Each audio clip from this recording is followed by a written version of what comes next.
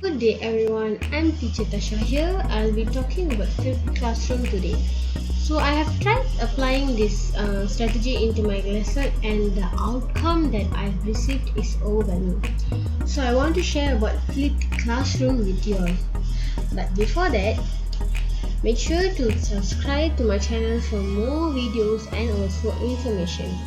So let's move to our teaching strategy, that is flipped classroom. So what is flipped classroom? When we hear this term flipped classroom, everyone has their own definition. Sometimes it is right and sometimes it is totally misunderstood. Okay, so flipped classroom is a type of blended learning where students are introduced to content at home and practice working through at school. So home and school as the basic thing we have to do. Basically what I'm trying to say is the students know about their knowledge at their home and they'll apply it at the school. Okay, next one is its flipped classroom is a reverse of the common practice.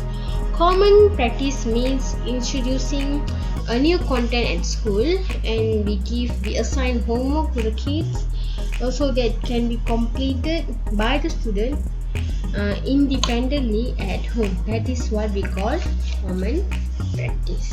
Okay, so flipped classroom. In this flipped classroom, in this blended learning approach, face-to-face interaction is mixed with the independent study, which is usually happens via technology.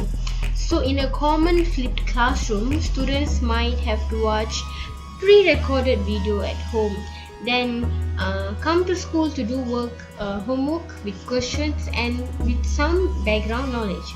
So basically the concept behind the flipped classroom is rethink when students have access to the resource they need the most. If the problem is the student need most help in doing the work rather than being introduced to the new concept, then the solution is the flipped classroom takes is the reverse that pattern. Okay, so before you apply this flipped classroom, we have to know these four pillars of flip, which is flexible environment, learning culture, intentional content, and professional educator. Okay, so first we'll be looking at a flexible environment. Flexible environment is an environment which allows variety learning modes. Educators often physically rearrange their learning spaces to accommodate a lesson to support either group work or independent study, and the flexible spaces in which students choose when and where they can learn. So educators who flip their classes are flexible in their expectation of student timeline for learning in their assessments of student learning. Okay, so in flexible learning, you will have question to ask yourself just to make sure that you are in the right path. So these are the questions. How do I establish time and space and time frame that permit students to interact and reflect on their learning as needed? How do I continually observe, monitor students to make adjustment as appropriate? How do I provide students with different ways to learn content and demonstrate mastery? When you ask these kind of questions, it makes sure that you are in the correct path if you have the answers. Okay, so let's move on to the learning culture.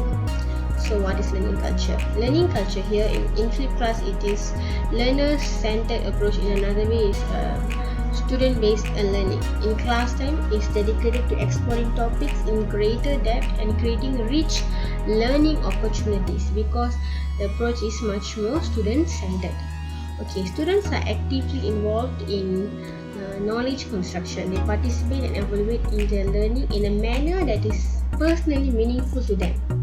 Okay, so in this learning culture, the questions you'll be asking is, how do I give students opportunities to engage in meaningful activities without the teacher being central. So we have to remember that flipped classroom is a student-based learning.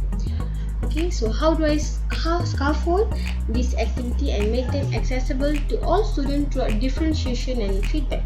Because every student have different background, so we have to make sure these activities are accessible by all students. Okay, the next one is intentional content.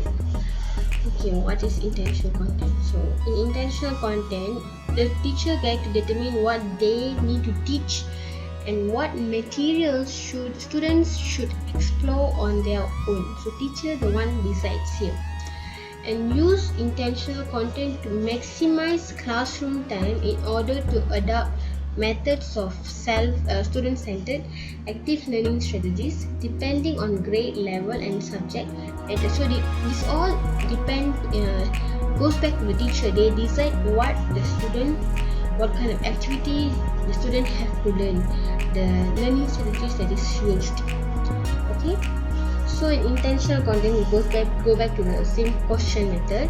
How do I prioritize concepts used in direct instruction for learners to access on their own? How? Okay.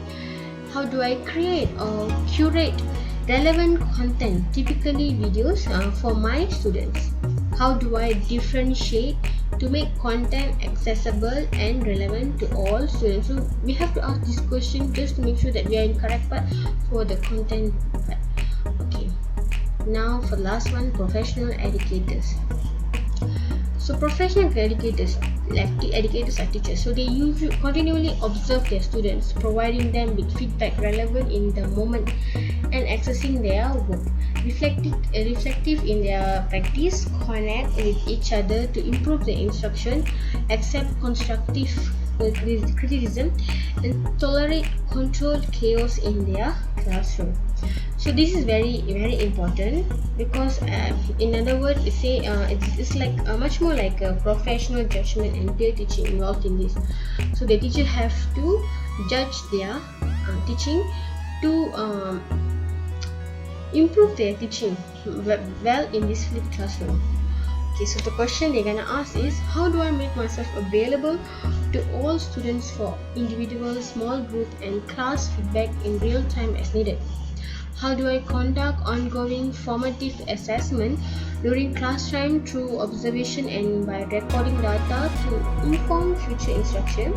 How do I collaborate, reflect with other educators and take responsibility for transforming my practice? So these are very important. These four pillars. So it have to be the teachers have to give more focus on it so that they are on the correct path. Okay, so the last one is in this introduction of flipped classroom. This flipped classroom is correctly fit in the revised Bloom taxonomy, so students can finish their lower level of cognitive work before class, and when they come to class they can engage in higher cognitive level of learning with peers and teacher present. So here you can see that before the class the student remember and understand the content because the teacher already provide the modules and video to be studied and to be watched before the class start. So during the class start, they just apply the concept they learned and they analyze it. So and after class they evaluate and create. So it is actually the reverse Bloom taxonomy. Okay, so that's all for today's video. So this is a very simple introduction to flipped classroom. So I will be doing more videos related to flipped classroom. So please do subscribe to my channel to watch those videos. And if you want this module, you can get it from my blog. You only have half of the access. To get full access, you have to email to my mail. I've attached my email and also blog link in the description box. So please do check that out also. And That's all for today. Thank you and have a good day.